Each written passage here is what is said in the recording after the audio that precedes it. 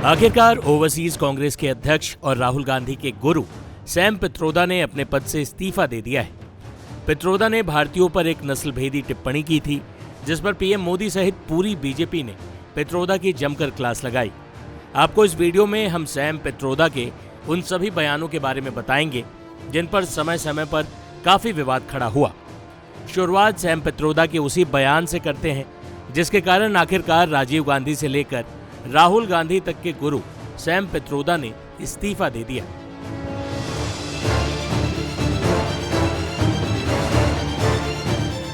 हम दुनिया में लोकतंत्र के एक चमकते हुए उदाहरण हैं।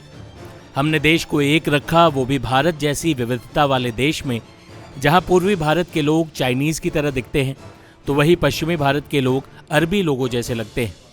उत्तर भारत के लोग शायद गोरे लोगों की तरह लगते हैं तो वहीं दक्षिण भारत के लोग दक्षिण अफ्रीकी लोगों की तरह दिखते हैं। हालांकि इससे कोई फर्क नहीं पड़ता, हम सभी भाई बहन।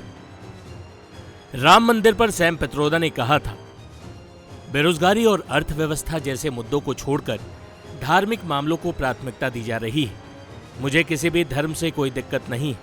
कभी कभार मंदिर जाना ठीक है, लेकिन आप उसे मुख्य मंच नहीं बना सकते। संविधान निर्माता B.R. अम्बेडकर पर भी सैम पित्रोदा के बयान पर बवाल हुआ था।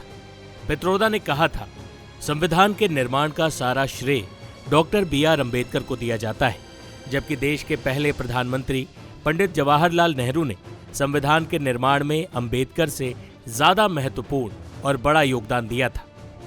कुछ दिनों पहले ही विरासत टैक्स पर सैम पित्रोदा के इस बयान पर बवाल मचा था, जिसमें उन्होंने कहा था, अमेरिका में विरासत टैक्स लगता है।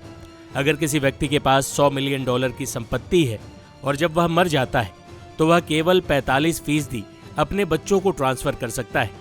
55% सरकार द्वारा हड़प लिया जाता है। यह एक दिलचस्प कानून है। यह कहता है कि आपने अपनी पीढ़ी में संपत्ति बनाई और अब आप जा रहे हैं। आपको अपनी संपत्ति जनता के लिए छोड़नी चाहिए, पूरी नहीं, आधी। यह जो निष्पक्ष कानून है, मुझे अच्छा लगता है। इसके अलावा 2019 में सैम पित्रोदा ने 1984 में हुए सिख विरोधी दंगों पर भी विवादित टिप्पणी की थी।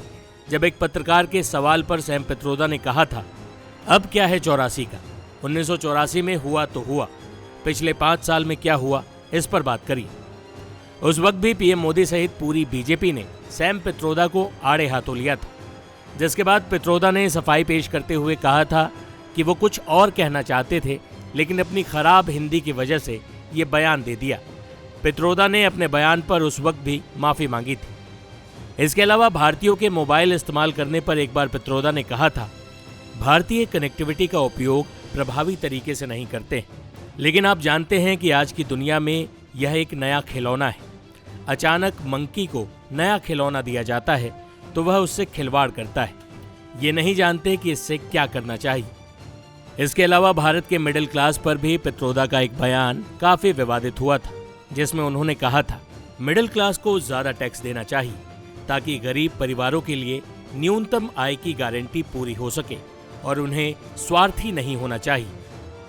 इस बयान के बाद भी कांग्रेस पार्टी को सफाई देनी पड़ गई कि अगर हम सत्ता में आए तो मिडिल क्लास पर अतिरिक्त टैक्स नहीं लगाएंगे। पुलवामा का बदला लेने के लिए हुए बालाकोट एयर स्ट्राइक पर भी सैम पित्रोदा ने विवादित बयान दिया था। उन्होंने कहा था, मुंबई में भी हमला हुआ था और हमारी सरकार भी तब प्रतिक्रिया दे सकती थी और अपने विमान भेज सकती थी, लेकिन यह सही दृष्टिकोण नहीं है। यह गलत है कि कुछ लोगों की गलती के चलते हम पाकिस्तान के प्रत्येक नागरिक को दोषी ठहराएं। सैम पित्रोदा के विवादित बयानों का सिलसिला काफी पुराना है।